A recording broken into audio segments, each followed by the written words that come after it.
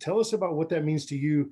What do you say when people say, "Y que pues, este joven, este mocosito"? What do you say when people say Victor's too young to go to Congress? It's not his time. He can wait. He's only 29 years old, barely.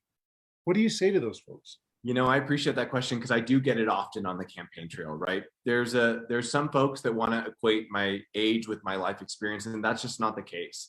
At a very young age, I've been delivering on some of the major accomplishments of the last years, making sure that we are actually getting it across the finish line and delivering in real ways, whether it's helping pass the Energy Transition Act and address global climate change, tackling gun violence prevention measures in our state, making sure that we are being clear about protecting reproductive freedom and justice, making sure that we are advancing our investments in early childhood education. And on all those issues, I haven't just been part of the conversation, I've been leading in a very real way.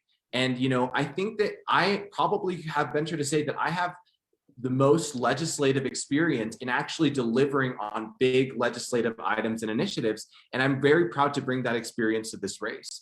But I also want to say that, that question that I get is such an important question. It's such a proof point for why we need to elect more young people to Congress, to every single position of power, because our generation does have a unique perspective when it comes to talking about student loan debt, when it comes to talking about gun violence, when it comes to talking about what climate change looks like, something that we are going to feel in a much different and impactful way.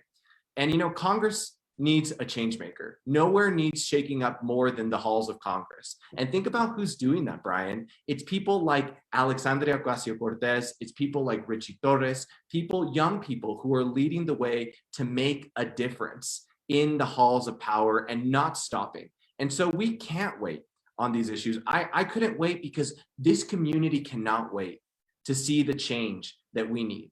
Our future is not guaranteed. It's not certain. And if we don't have someone that's acting in a very real way, in doing the work, getting it across the finish line, delivering, then we can't guarantee a better tomorrow. But, I also want to say, it's important to think about, we had historic turnout by young New Mexicans in the last election.